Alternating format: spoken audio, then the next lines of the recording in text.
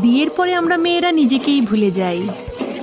স্বামীর বাড়ি বলেন আর শ্বশুর বাড়ি বলেন, এই জায়গাটাতে এসে আমরা সবসময় হতাশায় ভুগি। কিভাবে সবকিছুর সাথে খাপ খাওয়াবো, কিভাবে সবার মন জয় করব, এগুলো করতে করতে আমরা সবসময় সুপার অ্যাক্টিভ দেখাতে চাই নিজেকে। প্রথমে আমরা বাড়ির বউ হিসেবে সুপার বউ এবং স্বামীর স্ত্রী হিসেবে সুপার স্ত্রী, তারপরে ধীরে ধীরে সুপার গৃহিণী। এবং আমরা যদি বাইরে কর্মও করি, মানে কোনো পেশার সাথে জড়িতও থাকি, তাহলে আমরা সংসার ও বাইরে সামলাতে যেয়ে সুপার অ্যাক্টিভও হতে চাই, আবার সুপার পেশাজীবীও হতে চাই।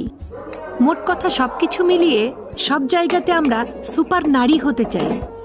সব মেয়েদেরকেই বলছি, জীবনটাকে একদম নিঃশেষ করে দিয়ে সুপার মা, সুপার গৃহিণী, সুপার অ্যাক্টিভ ওমেন তোমাকে হতে হবে না।